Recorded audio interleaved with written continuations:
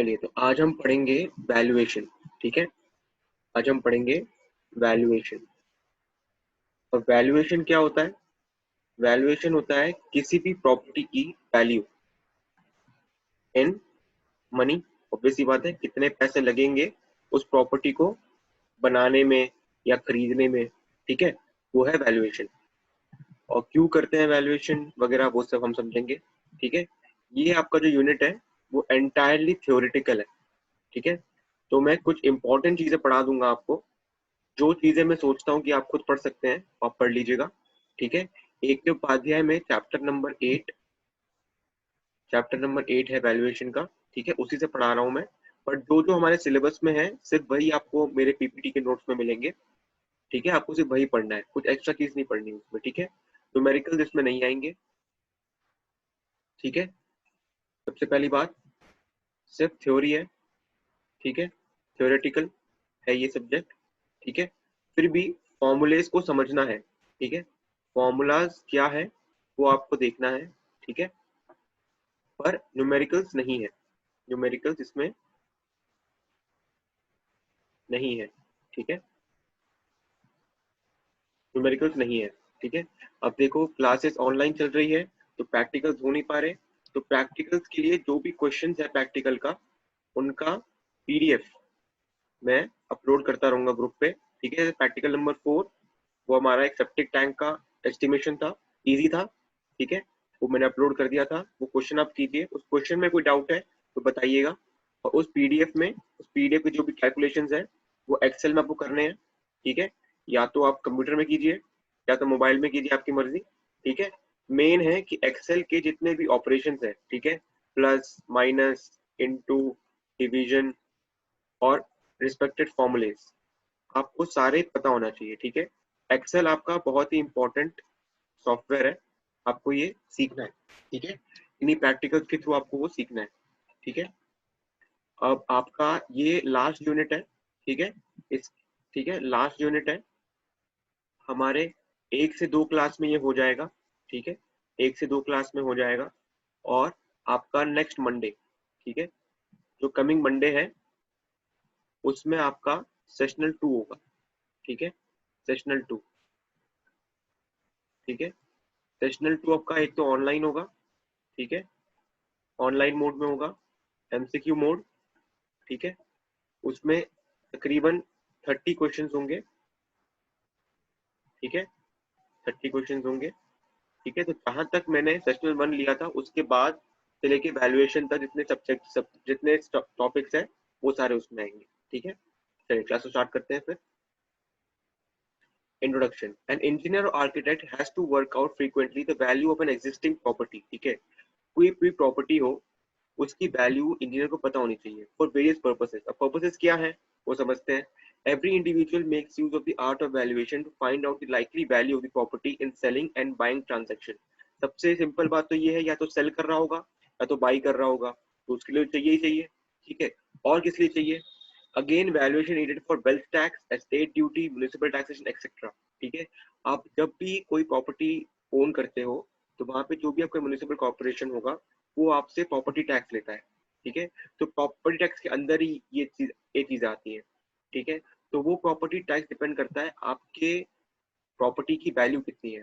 ठीक है, insurance and compulsory acquisition of property. Insurance क्या है?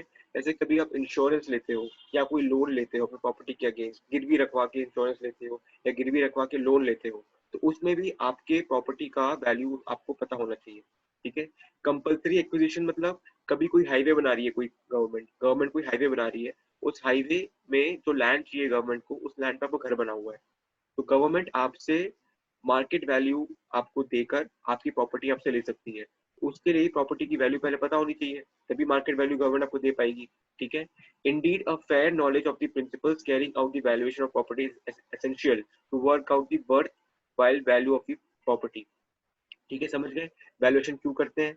सेलिंग के लिए, बाइंग के लिए, टैक्स के लिए, इंश्योरेंस के लिए, एक्विजिशन ऑफ प्रॉपर्टी के लिए। ठीक है, बहुत रीजन है जिसके लिए आपको प्रॉपर्टी की वैल्यूएशन मतलब कितना कॉस्ट है उसका, ठीक है, आज में कितना कॉस्ट है प्रॉपर्टी का, ठीक है, वो पता होने के लिए, ठीक है, कॉस्ट पता होने के लिए आपको वैल्यूएशन करनी पड़ेगी, ठीक है। यही है वैल्यूएशन, ठीक है। वैल्यूएशन की कॉस्ट कितनी है आज आज के टाइम पे, ठीक है। जैसे आपने अगर 2000 2005 में कोई 5 लाख का घर खरीदा है, ठीक है। 2020 में अगर आपको 2021 में आपको बेचना है तो कितने में बेचोगे, ठीक है। तो उसके लिए आपको वैल्यूएशन की जरूरत पड़ेगी, ठीक है। एक छोटा सा एग्जांपल मैंने बता दिया आपको, ठीक है। चलिए, definition. Valuation is an art of judgment based on experience and relevant statistical data to forecast the value of a property at present, ठीक है। या तो एक्सपीरियंस से या फिर कोई फॉर्मूला, स्टैटिस्टिकल डेटा मतलब कोई फॉर्मूला, या फिर रेट ऑफ इंटरेस्ट हो गया, सिंकिंग फंड हो गया, डेप्रिसिएशन वैल्यू होगी, बहुत सारी चीजें होती हैं, ठीक है। उनके न्यूमेरिकल तक को नहीं देखने, आपको बस समझना है कि उनकी फॉर्मूलेस कैसे होते हैं, ठीक है। To forecast the value of a property at present. The estimated price value of a property depends upon its power to serve man's need. ठीक है, यूटिलिटी, ठीक है। अब समझ लीजिए कोई घर है, अब वो घर में कितनी मंजिलें हैं, उस घर में कितने लोग आ सकते हैं, वो घर कितना बड़ा है, उस घर के आसपास क्या चीजें हैं, वो घर रोड से कैसे कनेक्टेड है, उस घर के आसपास कौन से बड़े बड़े मॉल्स चीजें हैं, वो एक घर की यूटिलिटी डिसाइड करता है, ठीक है। यूटिलिटी एक बहुत ही बड़ा टर्म है जिसमें बहुत सारी चीजें आती हैं, location, amenities, purpose, ठीक है। And last but not the least depending upon supply and demand of a property type, ठीक है। सप्लाई एंड डिमांड ये बहुत जरूरी है, ठीक है। जैसे दिल्ली में लोग ज्यादा है, घर कम है, प्रॉपर्टी एरिया कम है, ठीक है। तो इसलिए दिल्ली में डिमांड तो बहुत ज्यादा है लैंड की, पर सप्लाई कम है, इसलिए दिल्ली में लैंड के रेट बहुत ज्यादा है, ठीक है। सप्लाई एंड डिमांड बहुत इंपॉर्टेंट क्राइटेरिया होता है किसी भी प्रॉपर्टी की वैल्यू को डिसाइड करने के लिए। It continuously varies with age, physical state and characteristic of the property itself, ठीक है। एज, वो बिल्डिंग कितनी पुरानी है उस पर भी डिपेंड करेगा। फिजिकल स्टेट, वो बिल्डिंग कितनी ठीक है, उस बिल्डिंग की दीवारें तो नहीं गिर रही है, उस बिल्डिंगों में क्रैक तो नहीं आ रहा है। And characteristic of the property मतलब प्रॉपर्टी के आसपास पार्क्स वगैरह है कि नहीं, वो प्रॉपर्टी कैसी है, वो सब पर डिपेंड करेगा, ठीक है। वैल्यूएशन आप समझ गए। मार्केट वैल्यू होता है कि मार्केट में मतलब प्रॉपर्टी मार्केट में, रियल एस्टेट में उस प्रॉपर्टी की क्या वैल्यू है। when any property is put to open sale either through auction मतलब नीलामी, और through sealed offers etc by a willing seller बहुत इंपॉर्टेंट है। आप प्रॉपर्टी को ऐसे ही नहीं बेच सकते, वो तो उस प्रॉपर्टी का ओनर है, वो भी बेचने के लिए राजी होना चाहिए। Amount which expected to be received by him is known as market value, ठीक है। जब भी कोई प्रॉपर्टी वो बेचता है तो उस प्रॉपर्टी के लिए कितना पैसा वो उसको मिल सकता है ओनर बायर से, वो आपका मार्केट वैल्यू है, ठीक है। सिंपल है। पर्पस ऑफ वैल्यूएशन, वैल्यूएशन करते क्यों है, ठीक है। ठीक है, फॉर बाइंग और selling valuation property is always done by both the seller and the prospective buyer, ठीक है। सेलर भी वैल्यूएशन करता है, बायर भी वैल्यूएशन करता है, ऑब्वियस सी बात है, दोनों ही करेंगे, है ना। आप अंधा विश्वास नहीं करते सेलर के ऊपर कि हाँ सेलर ने वैल्यूएशन ठीक से किया होगा, आप खुद भी वैल्यूएशन करोगे, ठीक है। आसपास से पूछोगे कि आसपास के लैंड कितने के हैं और वो लैंड कितने का बेच रहा है, ठीक है। So as to arrive at a reasonable price, ठीक है। It is a matter of common experience that every willing seller fixes a reserve price below which it does not sell the property. Obvious सी बात है, वो पहले बोलेगा नहीं भाई मैं आपको 60 लाख का दे रहा हूँ ये लैंड, ठीक है। आप दौड़ दाम करोगे, उसके बाद वो भी दिमाग में सोचेगा कि ठीक है अगर ये मुझसे दौड़ दाम करेगा भी तो मैं 40 लाख से नीचे तो नहीं बेचने वाला इस लैंड को, ठीक है। तो वही बता रहा है this reserve price arrive to valuation, ठीक है। उसने वैल्यूएशन किया है एक्सपीरियंस से या फॉर्मूलाज लगाकर, उसने ऑलरेडी वैल्यूएशन कर रखा है कि हाँ भाई मेरे लैंड की वैल्यू 40 लाख तो है आज, ठीक है। तो मैं इससे ऊपर कोट करूंगा, अगर उसने बार्गेन किया तो मैं 40 लाख में बेच दूंगा इसको, ठीक है। और mortgage, security of loans, mortgage क्या होता है, मॉर्टगेज मतलब गिरवी रखना, ठीक है। गिरवी रख के पैसे लेना बैंक से, वही है, ठीक है, और कुछ नहीं है। डिटर्मिनेशन ऑफ रेंट मतलब कितना मैं रेंट लूं, मेरी प्रॉपर्टी की क्या वैल्यू है आज, तो मैं रेंट अगर मैं लूंगा तो डिपेंड करेगा मेरी प्रॉपर्टी की वैल्यू कितनी है, जितना ज्यादा वैल्यू होगी मेरी प्रॉपर्टी की उतना ही ज्यादा मैं रेंट लूंगा, ठीक है। Return of property just from the amount it can fetch if let out. Return of property मतलब अगर मैंने उसमें 10 लाख लगाए हैं आज, ठीक है, तो वो 10 लाख मेरे पास वापस भी आने चाहिए, और मुझे वो कितने साल में वापस चाहिए उस पर डिपेंड करेगा मेरा रेंट, ठीक है। अगर 10 लाख की प्रॉपर्टी है, 10 लाख की प्रॉपर्टी की वैल्यू बढ़ती भी रहेगी आगे जाकर, ठीक है, तो उस पर डिपेंड करेगा कि मेरी रेंट मैं कितना लूंगा किसी से, ठीक है।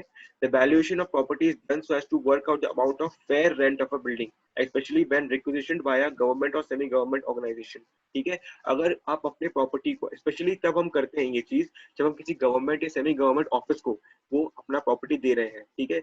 समझ लीजिए कोई गवर्नमेंट ऑफिस है बहुत बड़ा, ठीक है, उसने किसी बड़े बिल्डर से वो बिल्डिंग रेंट पे ली है, ठीक है, तो वो बिल्डर जो उसको रेंट दे रहा है वो वैल्यूएशन करके रखेगा कि हाँ भाई इतना रेंट तो मैं उससे लूंगा ही लूंगा, ठीक है। Assessment of tax, the value of newly build property for the purpose of assessing amount of expenditure incurred is determined by income tax authorities so as to ensure that the expenditure commensurate with the known sources of income of the owner, ठीक है, ठीक है, मतलब आपका कितना tax उससे लेंगे, ठीक है, ओनर से हम कितना टैक्स लेंगे वो डिपेंड करेगा कि उसकी कितनी वैल्यू है, ठीक है। तो इनकम ऑफ द ओनर मतलब क्या होता है, non source of income of the owner, मतलब तो आपका प्रॉपर्टी है, जो बिल्डिंग है, उसकी वैल्यू बढ़ रही है हर साल।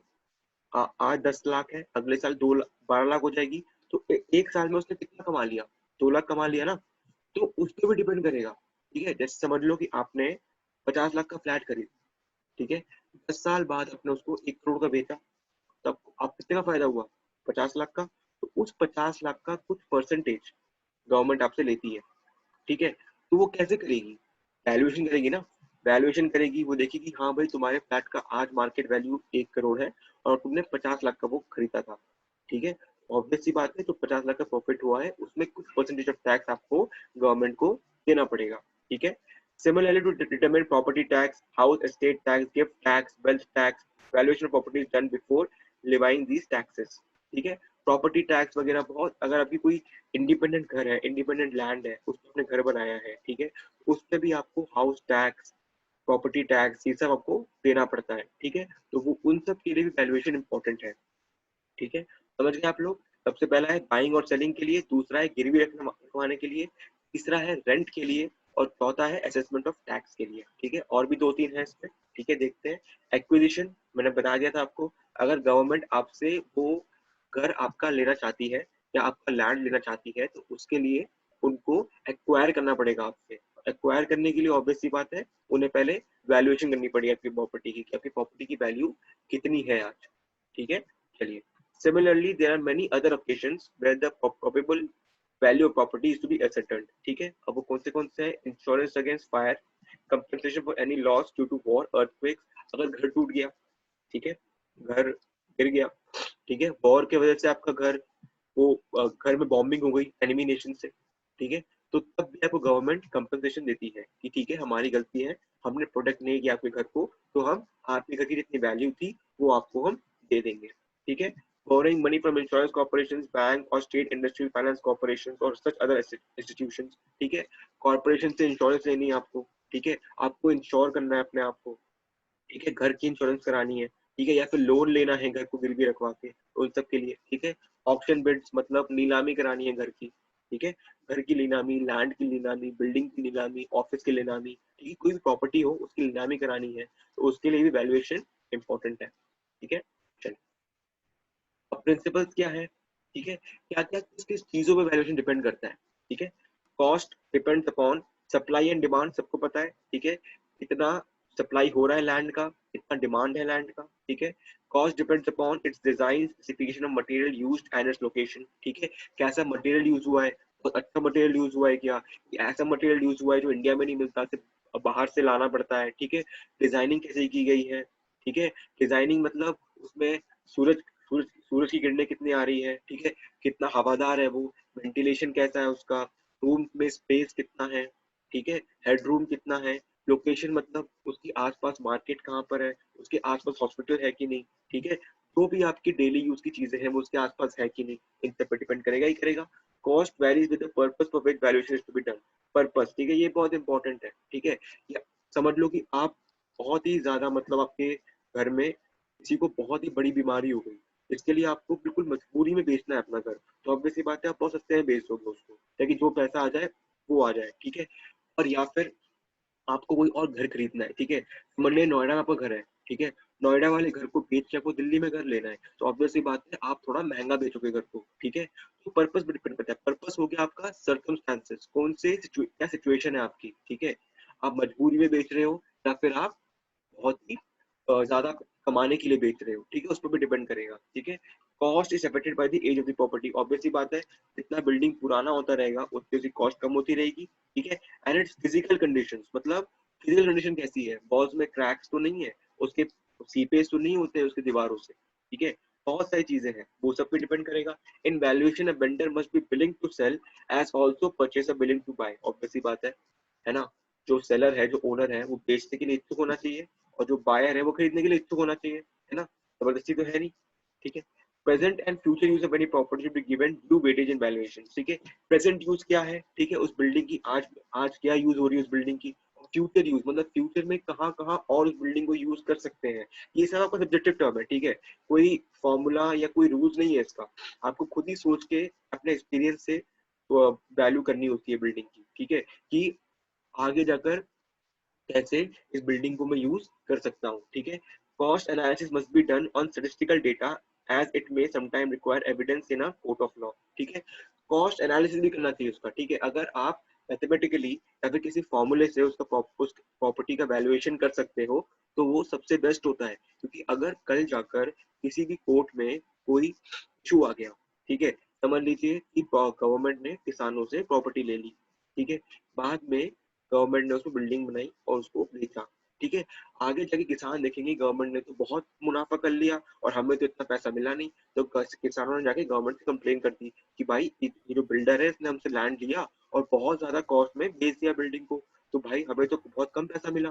तो तब अगर उस वक्त जब बिल्डर ने किसानों से पैसा दिया था, किसानों को पैसा दिया था, उस वक्त तो पैसा दिया है, अगर उसने किसी प्रॉपर फॉर्मूले से निकाला है और प्रॉपर रीजनिंग से निकाला है तो किसान कोई भी ऑब्जेक्शन नहीं कर सकता, ठीक है ना, कोई भी ऑब्जेक्शन नहीं कर सकता, ठीक है। तो इसलिए वैल्यूएशन बहुत ही ध्यान से करना चाहिए और जहां तक हो सके किसी स्पेसिफिक फॉर्मूले से निकालना चाहिए ताकि कोर्ट को भी समझ में आए कि हाँ भाई वैल्यूएशन इस प्रॉपर्टी की ठीक से हुई थी, ठीक है।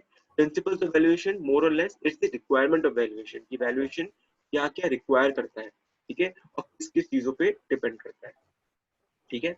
चलिए, अब टर्म्स यूज, टर्म्स आपका सबसे मेन टॉपिक यही है, क्योंकि आपका जो ये सब्जेक्ट, ये आपका टॉपिक जो है पूरा थ्योरेटिकल है, ठीक है, तो इसमें आपको ये टर्म समझने हैं, ठीक है। सबसे पहला टर्म है value. Value is very difficult to define precisely.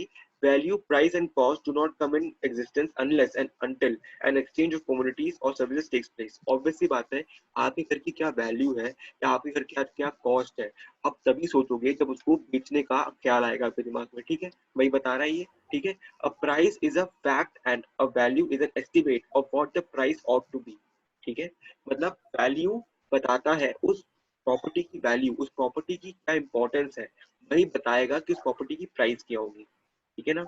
In order that a commodity can have a value, it should possess the following three essential characteristics. It should possess utility, कुछ importance होनी चाहिए कि उसमें लोग रह सकते हैं या फिर उसमें ऑफिस बन सकता है, उसके ऊपर घर बन सकता है।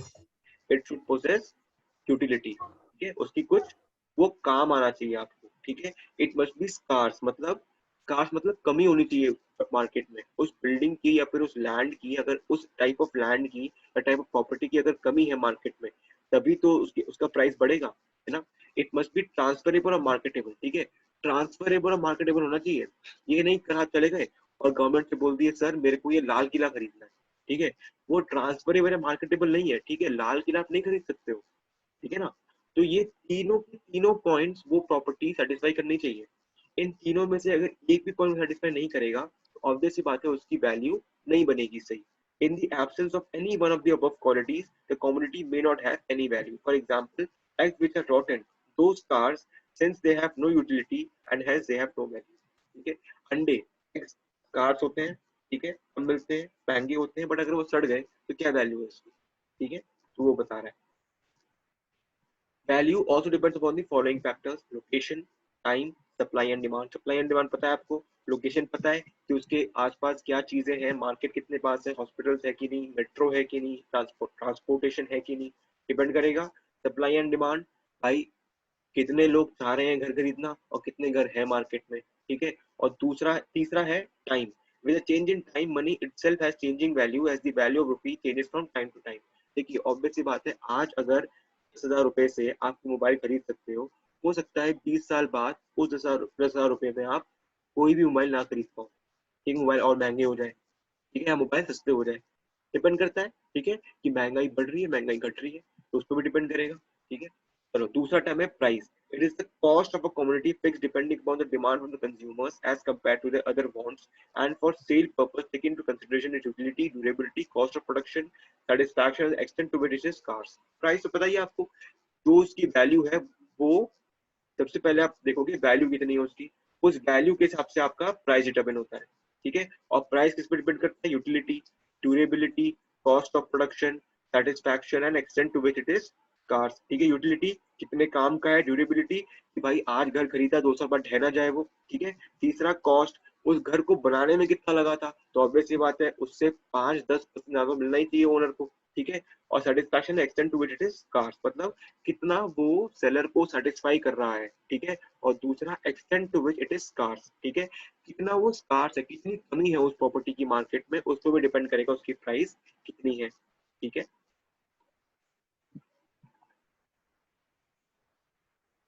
Cost. It is the amount of expenditure incurred to produce or acquire a commodity having a value. To this cost of acquisition, agent or valuer's commission and stamp duty etc. is already also added. Cost मतलब उस building को बनाने में या building को खरीदने में actually कितना पैसा लगा, ठीक है। देखिए डिपेंड, ऐसा नहीं है कि अगर राम शाम को 20 लाख में घर बेच रहा है तो शाम को उस घर खरीदने में सिर्फ 20 लाख ही लगे, ऐसा नहीं है, ठीक है।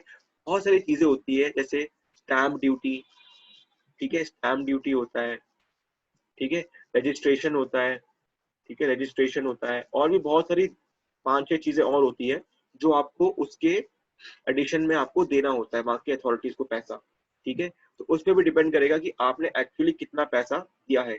एजेंट और वैल्यूअर्स कमीशन मतलब जो एजेंट है, जो रियल एस्टेट एजेंट है जिसके थ्रू आप उस घर तक पहुंचे हो, तो उसका भी कमीशन होगा कुछ कि वो उस घर तक लेकर आया आपको, ठीक है, तो वो सब भी होगा। चलिए, अब बुक वैल्यू क्या होती है? It is defined as the original investment shown in the account books of a company on its asset including properties and machinery less any allowance for the periods past. Thus the book value will be reduced year to year depending upon depreciation and will only be the scrap value at the end of the utility period.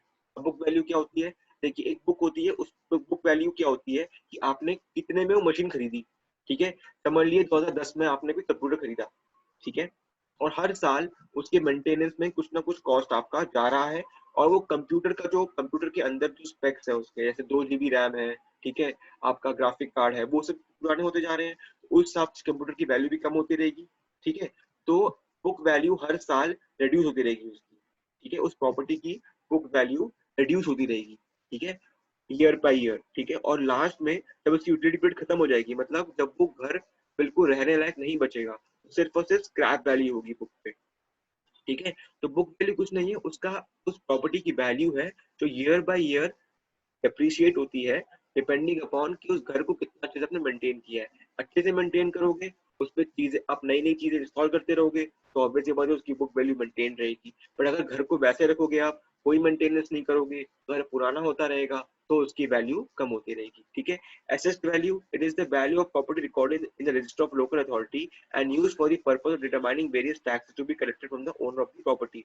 assessed value मतलब क्या होता है कि कोई municipal corporation आपके आसपास का, वो आके आपके घर के वैल्यू को एसेस करेगा, अभी घर की क्या वैल्यू है, उसके हिसाब से उस पे वो टैक्स लगाएगा, ठीक है। Replacement value, it is the value of the property और services calculated the prevailing market rate to replace the same. मतलब आज के टाइम में समझ लीजिए आपने कोई बिल्डिंग बनाई 2010 में 5 मंजिलों की, ठीक है। आप 2021 में अगर आपको सेम एरिया में सेम लैंड में फिर से उतना ही बड़ा घर बनाना है, तो कितना पैसा लगेगा, वो है रिप्लेसमेंट वैल्यू, ठीक है, ठीक है। फिर है rateable value. It is the net annual letting value of a property obtained after deducting the amount of yearly repairs from the gross income. Municipal and other taxes are charged on the rateable value, ये बहुत important, ठीक है। आपका जो assessed value है ना, वो भी बेसिकली रेटेबल वैल्यू से निकलता है। रेटेबल वैल्यू क्या है? आपका निकलता है कि आपने उस बिल्डिंग से कितना कमाया, ठीक है। समझ लीजिए से वो बिल्डिंग आज उसकी वैल्यू है 10 लाख, ठीक है।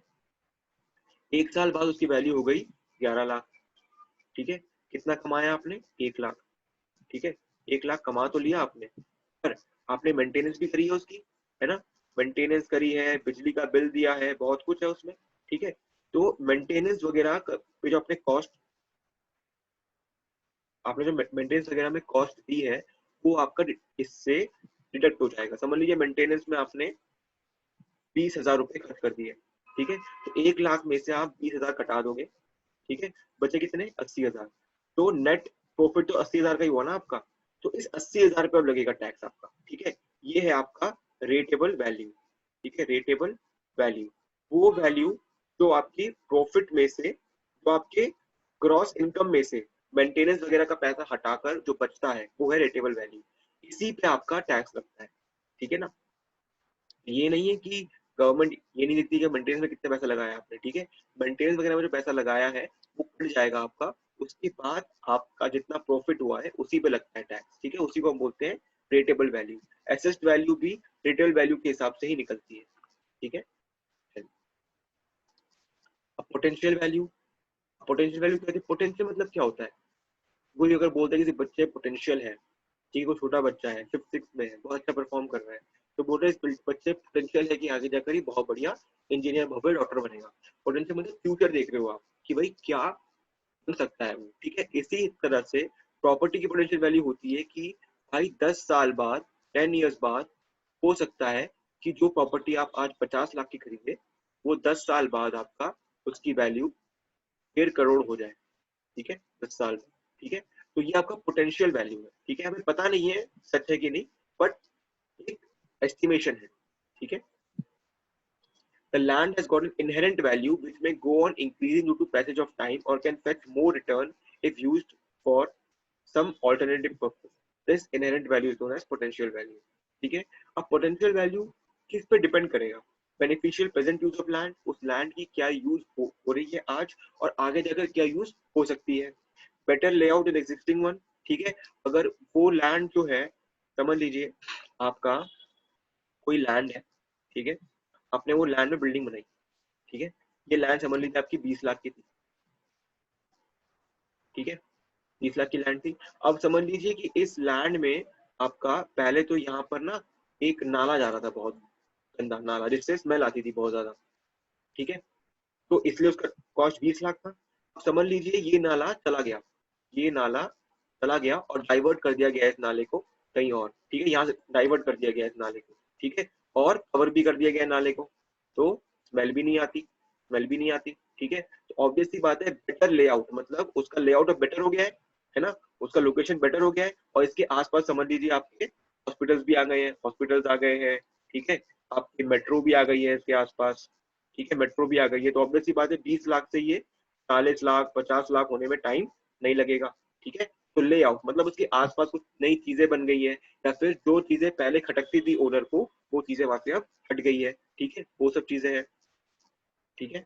फिर better suitability for definite purpose, ठीक है। अब समझ लीजिए कि वो घर, वो वहां पे पहले सिर्फ और सिर्फ घर बनते थे, ठीक है, सिर्फ और सिर्फ घर बनते थे, वहां पे लोग रहते थे। अब समझ लीजिए उसके आसपास मेट्रो आ गई, उसके आसपास आपका एयरपोर्ट आ गया, तो वो ऑफिस के लिए भी अच्छा यूज हो सकता है, ऑफिस के लिए, होटल्स के लिए, ये सब भी हो सकते हैं वहां पर, है ना। तो और ज्यादा पर्पसेस उस लैंड की और पर्पसेस सॉल्व हो सकती है, ठीक है, तो उस पर भी डिपेंड करेगा। फ्यूचर यूजफुलनेस मतलब आगे जाकर ये बिल्डिंग और क्या क्या यूज दे सकती है, ठीक है, उन सब तक का पोटेंशियल वैल्यू डिपेंड करता है, ठीक है। चलिए, अब डिस्ट्रेस वैल्यू क्या है, when a property is sold at a lower price than that of open market rate due to financial difficulties of a vendor or panic due to war and riots or otherwise, it is called distress value, ठीक है। Distress value होती है जब market rate से कम में आप cell करते हो किसी भी बिल्डिंग को, ठीक है, वो डिपेंड करता है कि क्या पता आपको पैसों की बहुत जरूरत हो, ठीक है, या फिर वहां पर आपको पता लग गया है कि 2-3 साल बाद कोई बहुत ही बड़ी जंग छिड़ने वाली है यहाँ पे, ठीक है, या फिर कोई राइट्स होने वाले हैं वहां पे, कोई दंगे होने, दंगे फसाद होने वाले हैं, ठीक है, तो आप जल्दीबाजी में वो लैंड बेच के चले गए, ठीक है।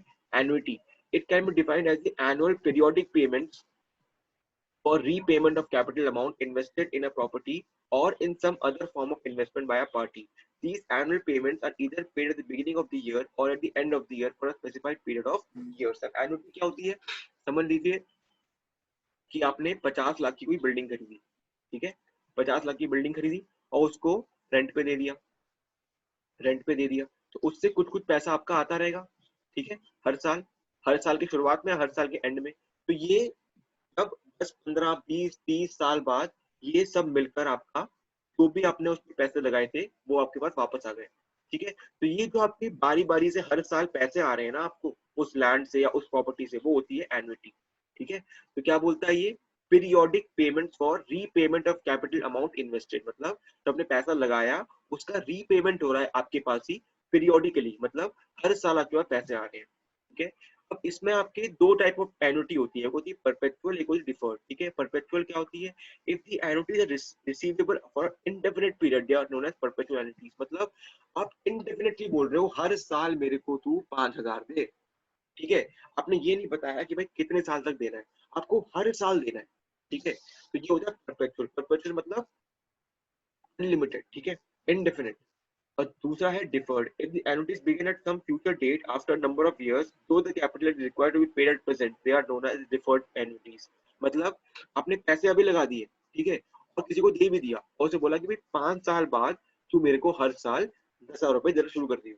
ठीक है, तो डिफर मतलब आपने फ्यूचर डेट को डिफर कर दिया कि 5 साल बाद तेरी एनुइटी शुरू हो जाएगी। ठीक है, अब देखिए इसमें नोट है, annuity may be paid by 12 monthly installments और क्वार्टरली और हाफ ईयरली इंस्टॉलमेंट। ठीक है, जरूरी नहीं है कि ईयर के शुरुआत में या ईयर के एंड में ही दे वो। ठीक है, वो ऐसा भी कर सकता है कि वो हर मंथ इंस्टॉलमेंट दे, या फिर हर क्वार्टर मतलब हर 3 महीने बाद इंस्टॉलमेंट दे, या फिर हर आधे साल बाद इंस्टॉलमेंट दे। ठीक है, बेसिकली एन्युटी का मकसद यही होता है कि जो आपने पैसा लगाया है वो पैसा आपके पास बारी बारी से वापस आता रहे। ठीक है ना, ये होती है एन्युटी। और एन्युटी इसलिए बोलते हैं क्योंकि जनरली इसको ईयर एनुअली ही देते हैं, ईयर बाय ईयर। ठीक है, interest on gilt edge securities, अब ये क्या होता है, every individual expect some reward in return for the use of his capital. ठीक है, this reward is known as interest. ठीक है, ऑब्वियसली बात है, आप बैंक में ही पैसा फिक्स डिपॉजिट करते हो, ठीक है, एफडी करते हो, पीपीएफ करते हो, उसमें भी कुछ इंटरेस्ट आता है आपका। ठीक है, वैसे ही प्रॉपर्टी में भी इंटरेस्ट आ रहा है, प्रॉपर्टी की कॉस्ट बढ़ रही है ईयर बाय ईयर। ठीक है, ऑब्वियसली वो आपकी फिक्स तो नहीं है। ठीक है, अगर फिक्स्ड हो तो उसको बोलते हैं गिल्ट एज सिक्योरिटीज, मतलब कोई ऐसी जगह पर आपने बिल्डिंग बनाई है जहां पर फिक्स्ड है कि भाई हर साल उसका रेट 2-3% का बढ़ना ही बढ़ना है। ठीक है, the rate of interest depends upon various factors, the most important being the security of his capital, मतलब कितना सिक्योर है उस कैपिटल। ठीक है, उसकी बिल्डिंग कितनी सिक्योर है, उसकी बिल्डिंग गिरनी ही नहीं है आगे जाकर कभी भी। ठीक है, if the capital is secured and realizable at any time the rate of interest will be low। अब ये थोड़ा सा कंफ्यूजन है कि रेट ऑफ इंटरेस्ट लो क्यों होगा अगर कैपिटल सिक्योर्ड है। ठीक है, अगर 10 लाख उसका सिक्योर्ड है, ठीक है, 10 लाख का घर खरीदा उसने, उसका घर आगे जाकर ना गवर्नमेंट लेने वाली है, ठीक है, ना कोई और लेने वाला है। ठीक है, इसका मतलब क्या है, उसके घर के आसपास डेवलपमेंट बहुत कम हो रहा है। ठीक है ना, ऑब्वियसली बात है, अगर आपका घर बिल्कुल सिक्योर्ड है, ठीक है, वो ना ही कभी गवर्नमेंट लेगी, ना कोई और फैक्ट्री वाला लेगा, ना उसके आसपास कोई इंडस्ट्री आएगी। ठीक है, तो मतलब कैपिटल सिक्योर्ड है, मतलब उसके आसपास डेवलपमेंट जो है बिल्कुल पीक पे जा चुका है। ठीक है, दिल्ली में समझ लो आप, दिल्ली में आप कोई ऐसी कॉलोनी समझ लो जहाँ पे डेवलपमेंट पूरा का पूरा हो चुका है और कोई फ्यूचर डेवलपमेंट उसमें नहीं होगी, तो ऑब्वियसली बात है उसका जो rate of growth of cost है वो कम हो जाएगा, है ना। सेलर बोलेगा कि भाई देखो तुम्हारे आज आसपास आज 2 हॉस्पिटल है और 2 मेट्रो स्टेशन है, 10 साल बाद भी यही होने वाला है, कुछ नया तो होगा नहीं यहाँ पर, तो ऑब्वियसली बात है रेट ऑफ ग्रोथ ऑफ जो कॉस्ट होगा प्रॉपर्टी का वो कम हो जाएगा। ठीक है, तो ये होता है आपका ये। ठीक है, जितना कम उसमें रिस्क है, जितना कम उसकी ग्रोथ पोटेंशियल है, उतना ही कम उसका रेट ऑफ इंटरेस्ट होगा। ठीक है, तो वो सिक्योर्ड है, सिक्योर्ड है कि वहां पे और कोई डेवलपमेंट नहीं होगा, बेकार में कोई ऐसा चीज नहीं होगी जिससे आपको घर की कॉस्ट कम हो जाए। ठीक है ना, capital invested must be safe and can be realised at any time, मतलब किसी भी टाइम पे दे सकते हो आप घर को, जरूरी नहीं है कि 10 साल बाद बेचोगे तो बहुत ज्यादा पैसा आ जाएगा आपके पास। ठीक है, ऐसा नहीं है, आप कभी भी वो घर को बेच सकते हो। ठीक है, interest realizable must be safe and regular and there should be no trouble for collection of interest or capital। ठीक है, interest realisable must be safe, मतलब इंटरेस्ट सेफ होना चाहिए आपका। ठीक है, जो भी इंटरेस्ट है वो फिक्स्ड है, 2-3% तो इंटरेस्ट आएगा ही आएगा। ठीक है, all government securities satisfy most of the above condition approach very near to gilt as securities। all government securities, यहाँ पर ये प्रॉपर्टी की बात नहीं कर रहा है। ठीक है, यहाँ पर ये गवर्नमेंट बॉन्ड्स की बात कर रहा है। ठीक है, आपने शेयर मार्केट सुना होगा, शेयर मार्केट से अलग होता है गवर्नमेंट बॉन्ड, जिसे इसमें भी आप पैसा इन्वेस्ट कर सकते हो। ठीक है, तो गवर्नमेंट बॉन्ड जो होता है, गवर्नमेंट के बॉन्ड का जो कॉस्ट होता है वो मोर और लेस सेम ही होता है। ठीक है, उसका कॉस्ट ज्यादा चेंज नहीं करता, ठीक है, तो इसलिए उसमें रेट ऑफ इंटरेस्ट भी आपका कम होता है, ठीक है, रेट ऑफ इंटरेस्ट भी इसमें कम होता है, ठीक है, गवर्नमेंट सिक्योरिटीज में, ठीक है, तो उसकी बात कर रहा है, ठीक है, ये बेसिकली उसकी बात नहीं कर रहा, प्रॉपर्टी की बात नहीं कर रहा, बट ये फंड्स की बात कर रहा है, ये शेयर मार्केट की बात कर रहा है, ठीक है, ज्यादा इंपॉर्टेंट नहीं है, ठीक है, ज्यादा कंफ्यूज नहीं होना, कंफ्यूज नहीं, छोड़ दो, कोई दिक्कत नहीं। obsolescence मतलब पुराना हो जाना building. Sometimes the building, though physically quite sound, yet it becomes outdated because of change in design pattern, fashion, living habit of its inhabitants, and thus it loses its functional utility। ठीक है, example बताता हूँ। पहले क्या होता था कि joint परिवार होता था, ठीक है, तो जॉइंट परिवार में अगर घर के अंदर 5-6 रूम्स भी हुआ, ठीक है, 5-6 रूम्स भी हुआ, तब भी एक या दो वॉशरूम से बात बन जाती थी, ठीक है, एक या दो वॉशरूम से बात बन जाती थी, ठीक है, पर आजकल क्या है, आजकल की बिल्डिंगों में हर रूम के साथ आपका वॉशरूम अटैच्ड होता है, ठीक है, ठीक है, तो ऑब्वियसली बात है, जो सेलर है वो चाहेगा कि भाई हर रूम के साथ वॉशरूम अटैच्ड हो, तो अगर आप ऐसा कोई घर बेचोगे उसको जिसमें 5 रूम तो है बट वॉशरूम एक या दो ही है, तो ऑब्वियसली बात है कॉस्ट कम होगी, सेलर खरीदना नहीं चाहेगा उसको, तो ऑब्वियसली बात है, उसके लिए तो वो क्या हो गया, पुराना माल, ठीक है, फीका माल हो गया, उसके लिए वो खरीदेगा नहीं उसको, तो धीरे धीरे क्या होगा, उसकी वैल्यू कम होती रहेगी, वैल्यू उसकी कम होती रहेगी, ठीक है, तो इसी को बोलते हैं एब्सोलेसेंस, ठीक है, एब्सोलेसेंस, ठीक है, अगर वो फैशन में नहीं है या फिर वो जो टाइप ऑफ बिल्डिंग है वो आजकल लोग खरीदना नहीं चाह रहे हैं, ठीक है, तो वो होता है एब्सोलेसेंस, ठीक है। Loss due to natural calamities like earthquake floods are also included in obsolescence, मतलब कोई फ्लड्स आ गया, ये अर्थक्वेक आ गई, ठीक है, बिल्डिंगों में क्रैक आ गया, ठीक है, तो ऑब्वियसली बात है बिल्डिंग में बेचने लायक तो है नहीं, तो वो भी एब्सोलेसेंस में आ गया, उसकी वैल्यू बहुत ज्यादा गिर गई, ठीक है।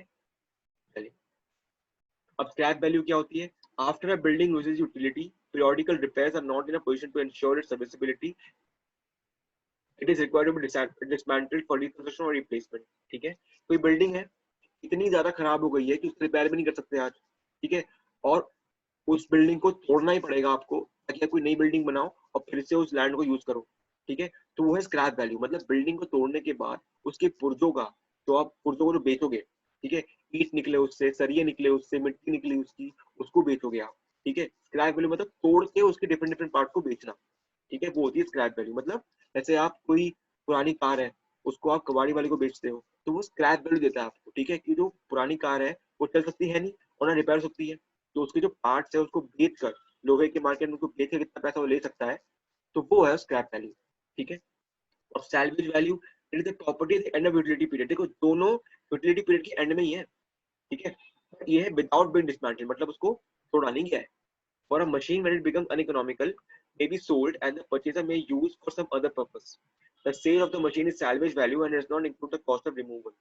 Cost of removal मतलब क्या होता है? यहाँ पर हमने रिमूव किया ना प्रॉपर्टी को, स्क्रैप वैल्यू में प्रॉपर्टी को रिमूव किया, डिसमेंटल किया, ठीक है, उसके बाद नई बिल्डिंग बनाई, तो उसमें कॉस्ट रिमूवल भी अटैच्ड है।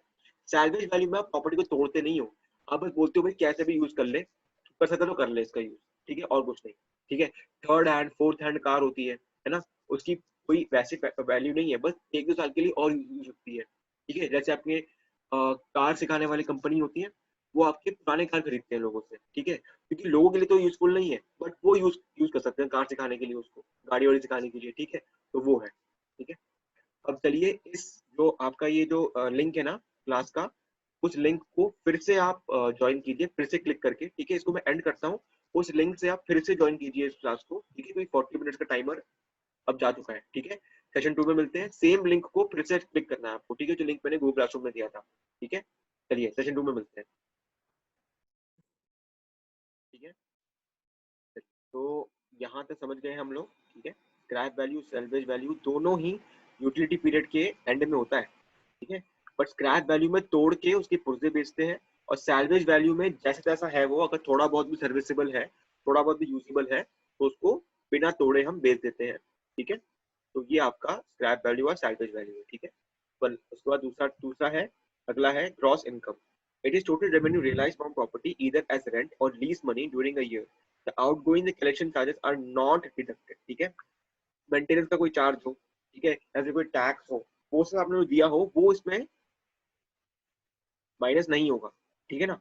टोटल रेवेन्यू मतलब आपने समझ लीजिए 10,000 रुपए पर मंथ का रेंट ले रहे हैं आप उस रूम का, ठीक है। 10,000 इंटू 12 कितना हो गया आपका? 1,20,000। 1,20,000 कमा लिया आपने। वो आपका ग्रॉस इनकम है, कितना आपने ग्रॉस उस इनकम पाया है वहां से। उसमें मेंटेनेंस चार्ज कितना आपने पे किया या फिर रिपेयरिंग चार्ज कितना पे किया, वो सब डिडक्ट अभी नहीं होगा, ठीक है। वो आपका ग्रॉस इनकम है, मतलब ग्रॉस मतलब पूरा का पूरा कितना पैसा आपने कमाया उससे, ठीक है। फिर outgoing, these are the expenses incurred to maintain the building, undertaking periodical repairs. It includes taxes levied by government or local body, amount of sinking fund, management or collection charges, insurance charges, some other miscellaneous charges which are borne by the owner. Lift operation, water, electricity bill, etc. ठीक है। बिजली का bill आपने दिया होगा, पानी का bill दिया होगा, लिफ्ट का बिल दिया होगा, ठीक है। गवर्नमेंट को टैक्स दिया होगा, कलेक्शन चार्ज, इंश्योरेंस चार्ज दिया होगा, प्रॉपर्टी का इंश्योरेंस कराते हैं आप, ठीक है, उसका चार्ज दिया होगा, ठीक है। तो ये सब आपका ग्रॉस इनकम से डिडक्ट होता है, ठीक है ना। आउटगोइंग मतलब कितना, ग्रॉस इनकम क्या हो गया? जो पैसा को आ रहे हैं। आउटगोइंग तो आपने मेंटेनेंस वगैरह में उसमें पैसे खर्च किए हैं, ठीक है। और नेट इनकम क्या होगा? जब आप ग्रॉस इनकम से आउटगोइंग को माइनस कर दोगे, नेट इनकम आ जाएगा कि भाई इतना नेट प्रॉफिट आपको हुआ है। इस पे टैक्स लगता है, ठीक है ना।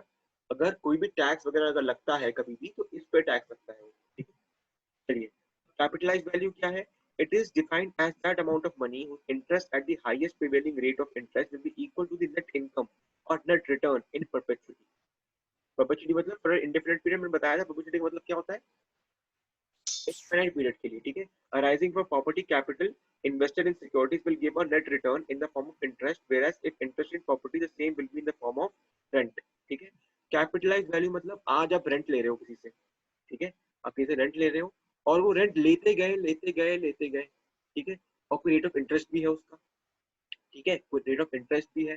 तो कितने साल तक लेते गए और कितना इंटरेस्ट है और कितना रेंट ले रहे हो, वो सबको जब आप इंटू करते हो तो आपका कैपिटलाइज वैल्यू आएगा कि भाई इस बिल्डिंग की वैल्यू इतनी है कि 10 साल बाद आप कितना इस बिल्डिंग से कमा लोगे, ठीक है ना। तो देखते क्या है, एग्जाम्पल वन, ठीक है। कैपिटलाइज वैल्यू का net return into years purchase, ठीक है। अभी क्या होता है देखते हैं। Find the capitalized value of property fetching a net annual rent of 3,500 when the highest rate of interest prevailing is 8%, ठीक है। अब ये क्या बोल रहा है? ये बोल रहा है कि देखो भाई, कैपिटलाइज वैल्यू ऐसी वैल्यू होती है जिसका अगर आप 8% निकालोगे तो उतना ही आएगा जितना आपको रेंट दे रहे हो, ठीक है। समझ लो आप रेंट दे रहे हो किसी को, ठीक है। आप रेंट दे रहे हो ओनर को, ठीक है। आपने क्या किया, जितना आप रेंट दे रहे हो ना ओनर को, जितना आप रेंट दे रहे हो उतना आप किसी चीज पे इन्वेस्ट कर दो, ठीक है। आप किसी चीज पे इन्वेस्ट कर दिए 40,000, समझ लो 40,000 आपने इन्वेस्ट कर दिए, ठीक है। वो आपको 8% का रिटर्न दे रहा है, मतलब 8% बढ़ रहा है उसका कॉस्ट हर साल, ठीक है। तो आपने 8% कमा लिया इससे, ठीक है। 8% कितना होता है इसका? 8/100 इंटू 40, कितना हो जाएगा? दो यहाँ से कट गए, दो यहाँ से कट गए, ठीक, कितना हो गया? 3200, ठीक है।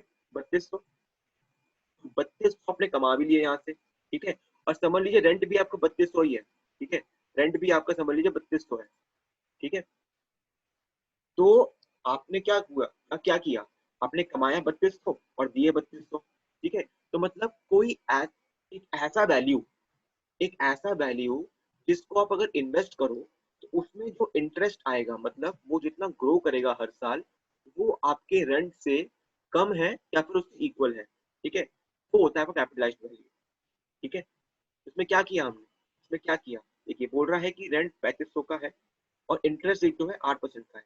तो हम कितना इन्वेस्ट करें, मतलब कैपिटलाइज वैल्यू ऑफ प्रॉपर्टी, मतलब हम किसी भी उस प्रॉपर्टी, हम कितना पैसा इन्वेस्ट करें ताकि हमें 3500 हर साल मिलते रहे, ठीक है। और 8% का इंटरेस्ट तो कैसे निकालोगे? आप एक्स इन्वेस्ट कर रहे हो, एक्स रुपीज आप इन्वेस्ट कर रहे हो, ठीक है। उसका 8%, उसका जो 8% है, ये उसका 8% है, इज इक्वल टू 3500, ठीक है। यही तो कर रहे हैं। एक्स क्या हो गया? 3500 इंटू 100 डिवाइड बाई 8, ठीक है। तो अगर आप ₹43750 इन्वेस्ट करोगे, ठीक है, तो उसमें जो 8% का आपका इंटरेस्ट लगेगा हर साल, वो आपको ₹3500 देता रहेगा, समझ गए? क्या ये समझे आप? ये बहुत इंपॉर्टेंट है कैपिटलाइज वैल्यू। क्या ये समझ गए? चलो समझ गए ये लोग? कोई डाउट है इसमें? चैट पे 2-3 लोग बता दो मेरे को, समझ समझ जाऊंगा मैं। क्या समझ में आ गया आपको ये?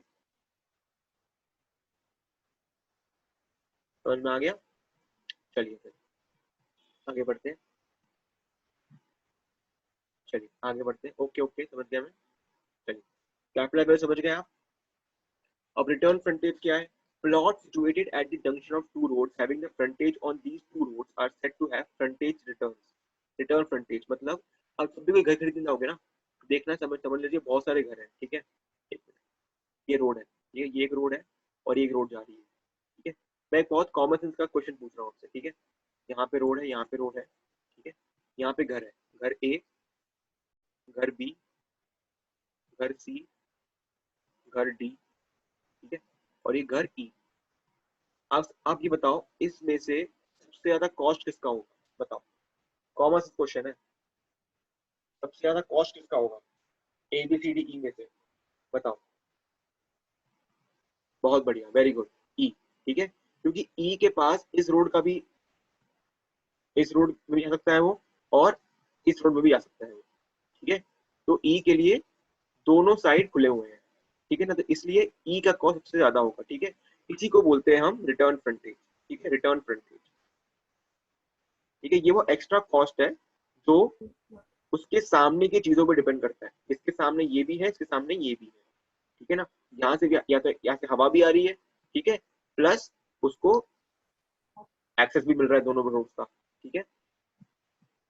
Such plots having return frontage usually fetch more money than other plots in the same area depending upon development potentialities and demand for the plots in that area, ठीक है। तो ऑब्वियसली बात है, ऐसे प्लॉट हर तरफ से एक्सेस है, ठीक है, तो उसका जो प्राइस होगा वो ज्यादा होगा, ठीक है। रिवर्सनरी वैल्यू ऑफ लैंड क्या होता है? Reversionary value of land the present consideration for full value of land obtainable after specified period is over. मतलब कोई बोलता है कि आप मुझे एक लैंड गिरवी रखो, 10 साल बाद इस लैंड का जो कॉस्ट है ना वो 50,000 हो जाएगा, मैं बता रहा हूँ, ठीक है। तो बताएगा नहीं नहीं भाई, मेरे को 10 साल 50,000 नहीं चाहिए, तो उसकी वैल्यू है आज ना, वही मेरे को दो, ठीक है। तो क्या बोलेगा, अच्छा जी ओके, तो 4% का समझ लो कि उसमें 4% का इंटरेस्ट है, ठीक है। तो कंपाउंड हो रहा है एनुअली, ठीक है, कंपाउंड हो रहा है एनुअली, मतलब कंपाउंड इंटरेस्ट का फॉर्मूला पता है ना आपको, क्या होता है? P is equal to P naught 1 + r⁴n, ठीक है। मतलब ये बोल रहा है 10 साल बाद, ठीक है, ये आपका ईयर्स है, समझ लो जी, ये 10 साल बाद का बोल रहा है कॉस्ट, और रेट ऑफ इंटरेस्ट बोल रहा है 4% का, ठीक है। और बोल रहा है कि आपको 50,000 मिल जाएंगे 10 साल बाद, ठीक है। तो बोलेगा नहीं नहीं भाई, मुझे प्रेजेंट कॉस्ट ही चाहिए। प्रेजेंट कॉस्ट बताओ कि कितनी होगी इसकी, तो कैसे निकालोगे? 50,000 डिवाइडेड बाई 1 + r कितना है? 0.04, ठीक है, 4% को 100 से डिवाइड किया, ठीक है, डिवाइड बाई की पावर 10, आप निकालोगे तो इसकी कॉस्ट आएगी तकरीबन 15,500, ठीक है। ये उसकी प्रेजेंट कॉस्ट हो गई, ठीक है। तो ये होता है रिवर्सनरी वैल्यू ऑफ लैंड, मतलब कोई लैंड, इसकी वैल्यू कोई बोल रहा है आपको कि 10 साल बाद 50,000 हो जाएगी, तो उसकी आज की वैल्यू क्या होगी, वो है, ठीक है। ये यहाँ पे लिखा हुआ है।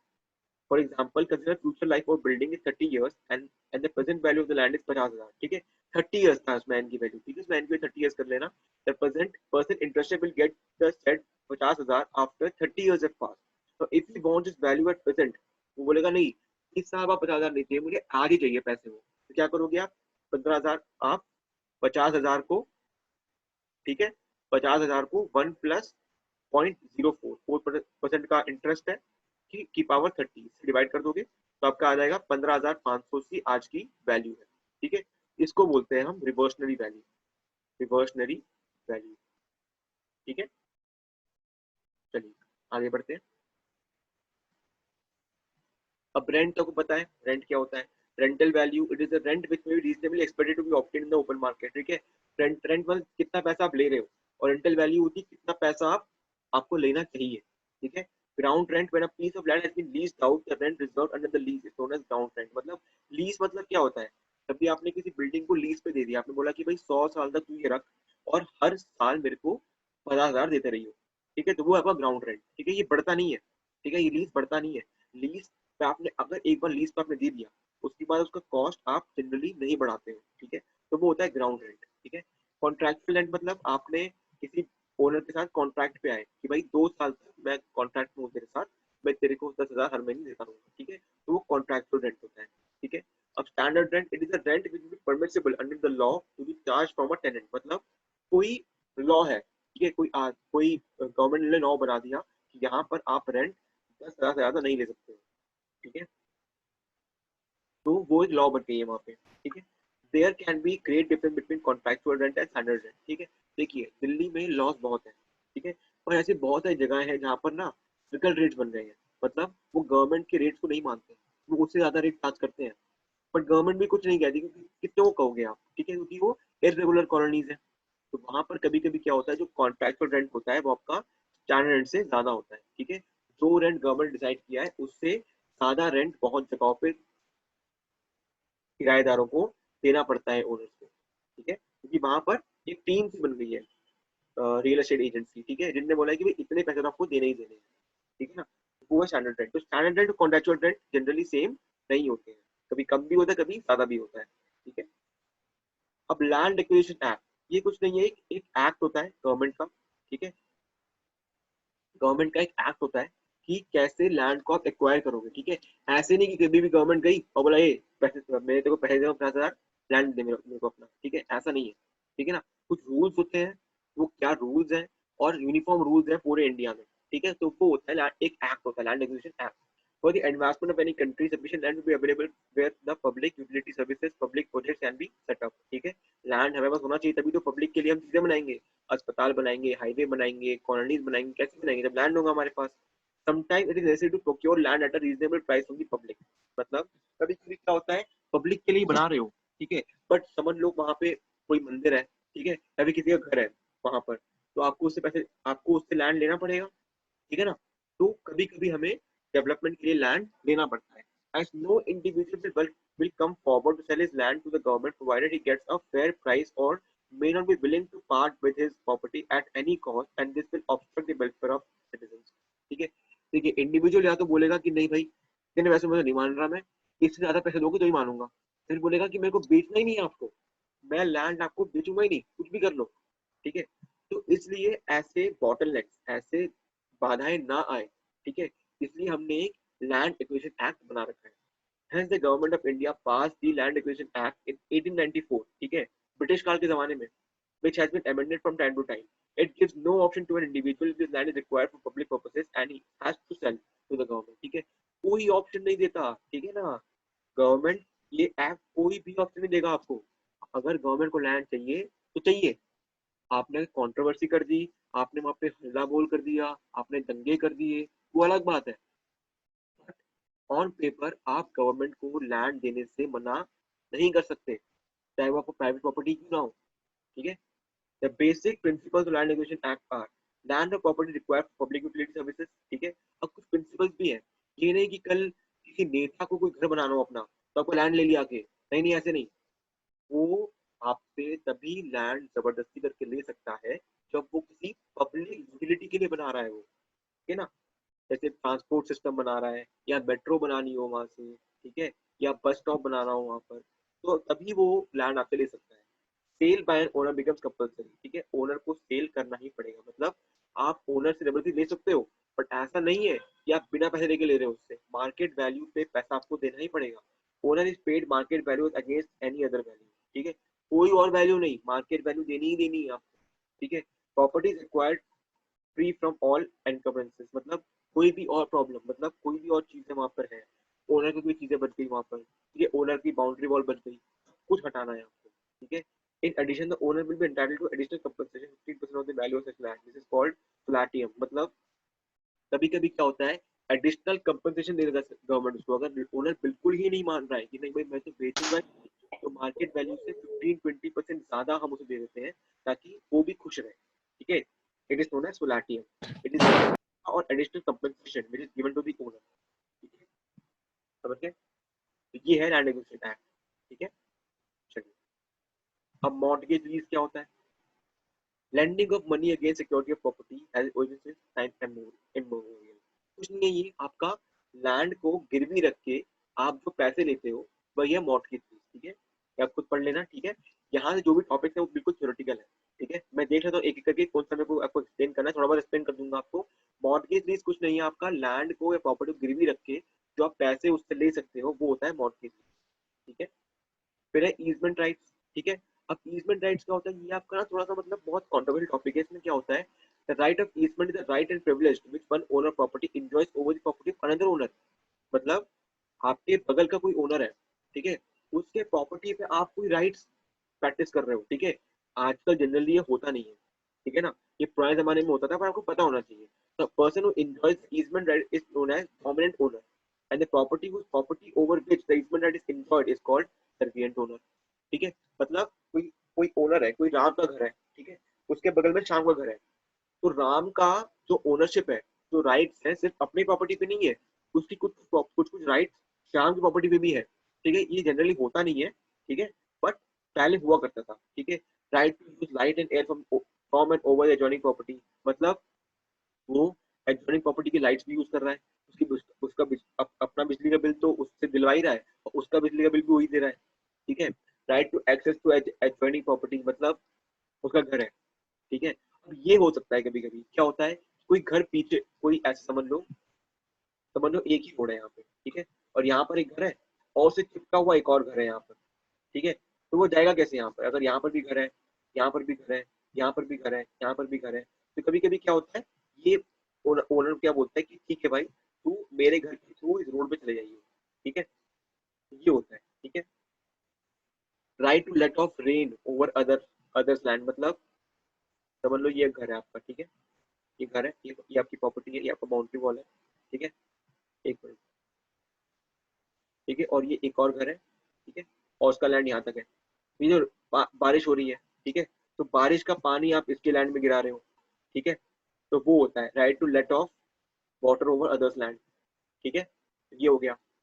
Right to run water and sewage pipes through the neighbours land, मतलब आपके जो पानी का पाइपलाइन है या सीवर का पाइपलाइन है, वो दूसरों के लैंड के नीचे से जा रहा है, ठीक है, वो होता है ईसमेंट राइट।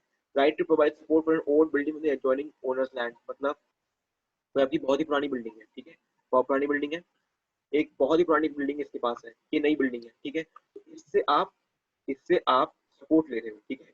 ये समझ लो जैसे आप कोई सपोर्ट सिस्टम बना रहे हो, ठीक है, इस बिल्डिंग को सपोर्ट करने के लिए, दोनों दोनों के अगल बगल, इसके अगल बगल नई बिल्डिंग बने हैं, ठीक है, और इन नई बिल्डिंगों से आप सपोर्ट ले रहे हो ये ओल्ड बिल्डिंग को सपोर्ट करने के लिए, ताकि ये गिरे ना, ठीक है।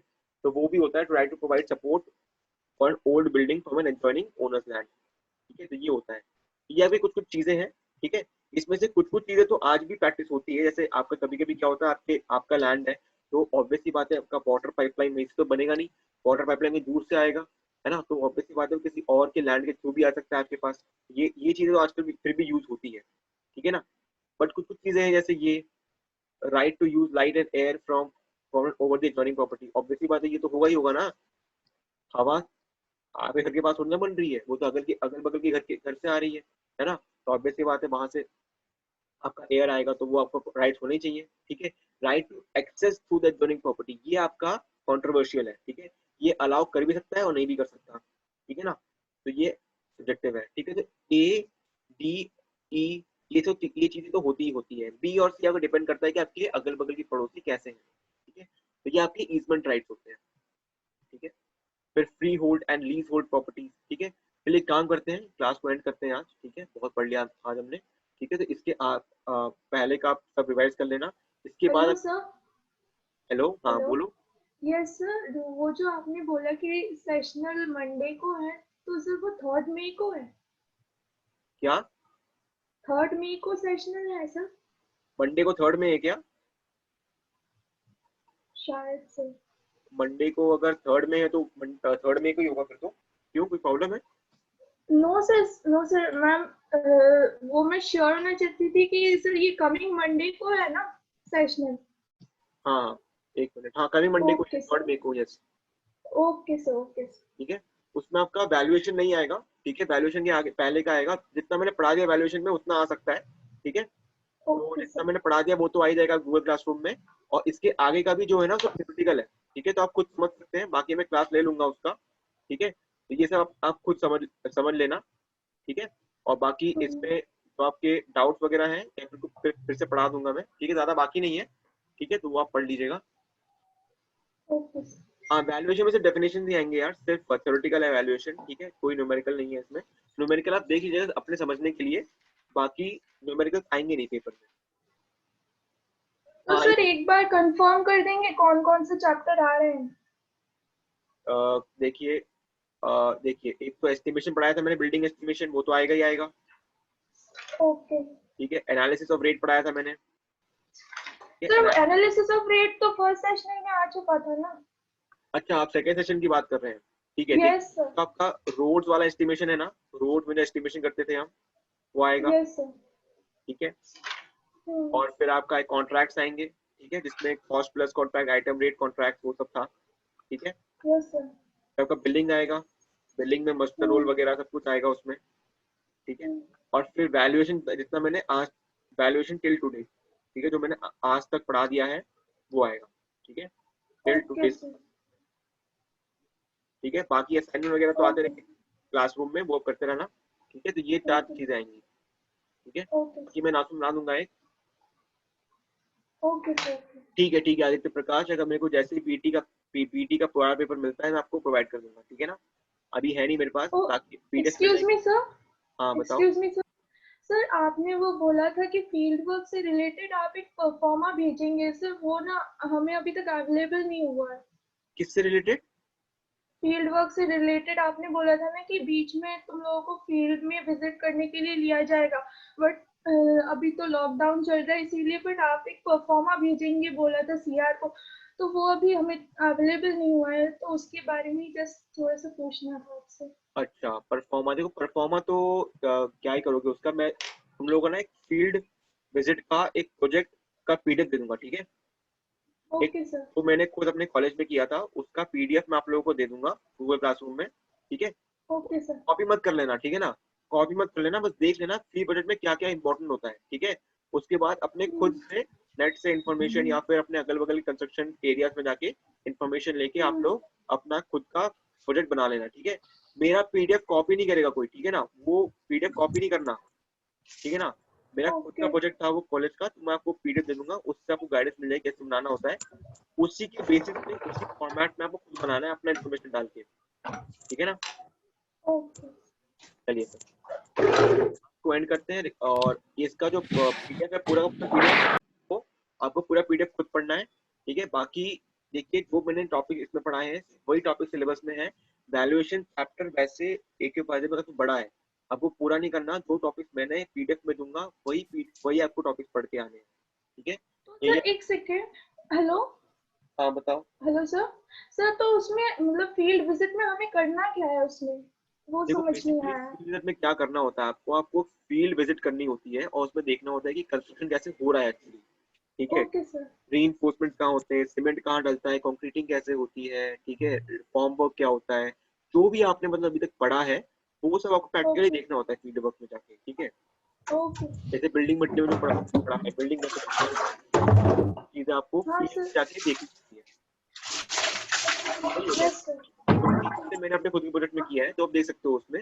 बाकी उसको बस एक रेफरेंस लेना, बाकी अपना फील्ड प्रोजेक्ट खुद बनाना। ठीक है, चलिए तो क्लास को एंड करते हैं, रिकॉर्डिंग मिल जाएगी, पीडीएफ पढ़ लेना। ठीक है, ये टॉपिक लार्जली आपका थ्योरेटिकल है, कुछ समझ सकते हो आप लोग। ठीक है, चलिए फिर क्लास को एंड करते हैं। बाय।